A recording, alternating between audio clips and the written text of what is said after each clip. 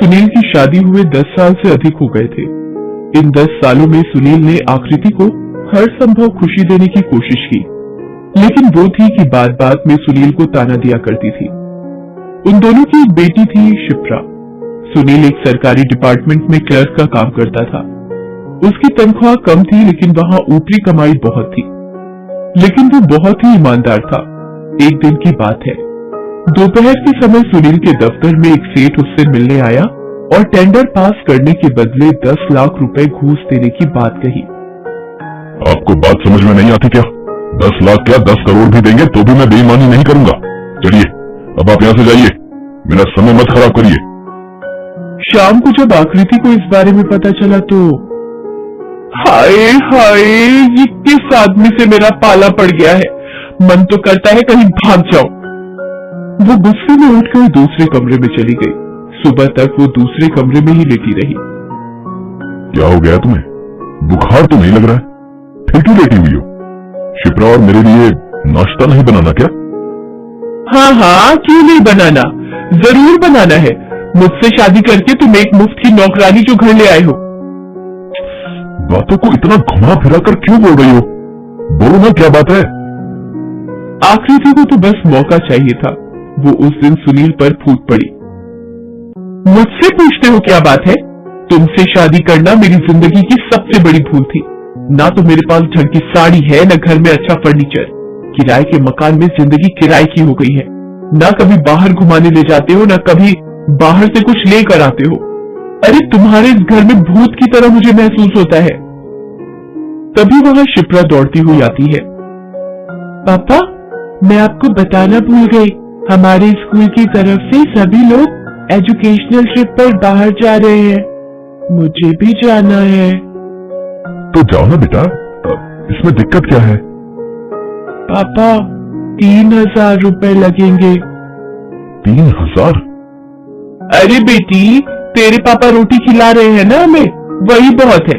ये ट्रिप की बात भूल जाओ। वैसे भी भिखारियों के बच्चे ट्रिप पर नहीं जाते। ये तुम क्या अनाप शनाप बोले जा रही हो? कुछ तो लिहाज करो, छोटी सी बच्ची है वो। अच्छा है ना उसके लिए, अपने बाप की असलियत उसे अभी से समझ आ जाए तो ठीक है। सुनील बेचारा सब कुछ चुपचाप सुनता रहा। वो जानता था कि वो आकृति और घर की बहुत सारी जरूरतें पूरी नहीं कर पाता है। उस दिन वो भूखे पेट ही दफ्तर चला गया। सुनील के पास पैसे कमाने का हर दिन कोई ना कोई मौका जरूर आता, लेकिन उसकी ईमानदारी की नींव बहुत पक्की थी। उसी शाम जब वो ऑफिस से घर लौट रहा था तो कई सारे विचार उसके मन में आ रहे थे। वो सोच रहा था कि पता नहीं आकृति का आज कौन सा रूप उसे देखने को मिलेगा, कैसे वो शिप्रा को स्कूल ट्रिप पर जाने के पैसे देगा। इन विचारों में वो इतना खोया हुआ था कि सामने से आ रही कार का उसे पता नहीं लगा और वो उससे टकरा गया। टकराने से वो दूर जा गिरा। उसके सिर में थोड़ी चोट आई और वो बेहोश हो गया। जब उसे होश आया तो वो एक बहुत बड़े अस्पताल में था। उसके सिर पर पट्टी बंधी थी और उसके सामने एक बहुत ही खूबसूरत लड़की बैठी थी। अरे, आपको होश आ गया? आप कौन हैं? ये मैं कहाँ हूँ? मैं काव्या हूँ। मेरी कार से ही आपका एक्सीडेंट हो गया था। मैं ही आपको यहाँ लेकर आई हूँ। थोड़ी देर में आकृति भी वहां आ पहुंची और सुनील को देखकर रोने लगी। हाय, ये क्या हो गया? कैसे हो गया आपका एक्सीडेंट? आप इनकी कौन है? अरे, मैं कौन हूँ? पहले आप बताइए कि आप कौन है? मेरी ही गाड़ी से इनका एक्सीडेंट हुआ है। हाय, क्या दुश्मनी है मुझसे आपकी जो मेरे पति को आप मारना चाहती है? मैं छोड़ूंगी नहीं आपको, फांसी दिलवाऊंगी आपको, फांसी। आकृति अपने घड़ियाली आंसू बहा ही रही थी कि काव्या ने कहा कि मुझसे गलती हो गई, अब बात को बढ़ाकर क्या फायदा। उसने आकृति को कहा कि वो उन्हें 2 लाख रुपए देगी। वो बेकार में मामले को पुलिस के पास न ले जाए। 2 लाख की बात सुनकर आकृति की आंखों में चमक आ गई। 2 लाख? कम है क्या? बोलिए कितने पैसे चाहिए आपको? मैं अभी अपने पापा को कॉल करके पैसे यही मंगा लेती हूँ। पापा जी, मैं काव्या इंडस्ट्रीज के मालिक की बेटी हूँ। अरबपति काव्या इंडस्ट्रीज के मालिक की बेटी? ये सुनकर आकृति फूले नहीं समा रही थी। वो मन ही मन भगवान का शुक्रिया कर रही थी कि कितनी सही कार से उसके पति टकराए हैं। उसने काव्या से 5 लाख रुपए मांगे। काव्या वो रकम देने के लिए तुरंत ही तैयार हो गई। तभी सुनील ने उसे टोका। ये तुम क्या कर रही हो आकृति? इस तरह से किसी से सौदा किया जाता है? शर्म आती है मुझे तुम पर। तुम चुप रहो जी, घर में लक्ष्मी आ रही है, उसका रास्ता मत रोको। मेरे रहते ये लक्ष्मी नहीं आएगी। काव्या जी देखिए, गलती मेरी भी है। मैं पता नहीं किन विचारों में डूबा था जो आपकी कार से टकरा गया। आप प्लीज खुद को दोषी न माने और न ही कोई पैसा देने की बात कहे। सुनील की बात सुनकर आकृति का मुंह बन गया। वो मन ही मन उसे भला बुरा कहने लगी, लेकिन सुनील की ये साफगोई काव्या के दिल को छू गई। वो मन ही मन उसे प्यार करने लगी। कुछ दिनों बाद सुनील अस्पताल से डिस्चार्ज हो गया। घर आने पर आकृति ने उसे बहुत सुनाया, लेकिन शिप्रा अपने पापा को देखकर रोने लगी। पापा, मेरे पापा, आप आ गए। आपके बिना घर बिल्कुल सूना हो गया था पापा। सॉरी बेटा, मैं आपके स्कूल ट्रिप के लिए पैसे नहीं दे पाया। पापा, इसमें सॉरी की क्या बात है? मैंने तो उस दिन ही मना कर दिया था कि मैं नहीं आऊंगी। वैसे भी मुझे स्कूल ट्रिप से ज्यादा मेरे पापा प्यारे हैं। आई लव यू पापा, आई लव यू। शर्म भी नहीं आती तुम्हें? अब हमारी इकलौती बेटी भी छोटी छोटी बातों के लिए समझौता करेगी। सुनील अस्पताल से घर तो आ गया था, लेकिन डॉक्टरों ने उसे कुछ दिन आराम करने की सलाह दी थी। दूसरी ओर काव्या हर पल सुनील के ख्यालों में डूबी रहती। वो उससे मिलना चाहती थी, उससे बातें करना चाहती थी, उसके गले लगना चाहती थी, लेकिन सुनील का शादीशुदा होना उसकी राह में रोड़े की तरह था। लेकिन सुनील के बिना जीना भी तो मुश्किल था।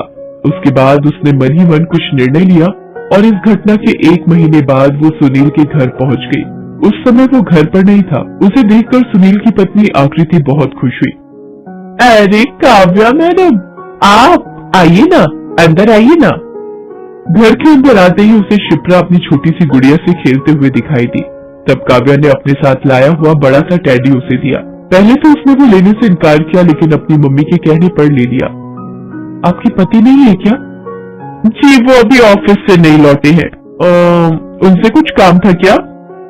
अरे, उस दिन उनके कहने पर आपने पैसे लेने से मना कर दिया, लेकिन मुझे घर जाकर इस बात का एहसास हुआ कि मेरे कारण आपके घर पर कितनी मुसीबत आ गई है, इसलिए ये पैसे मैं लेकर आई हूँ। प्लीज आप अपने हस्बैंड को मत बताइएगा।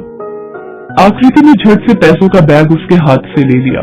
शाम को सुनील के लौटने से पहले उसने नया TV, fridge, AC, washing machine खरीद भी लिया। जब शाम को सुनील लौटा तो उसने पूछा कि ये सब चीजें कहाँ से आई, तो आकृति ने उसे सब बता दिया।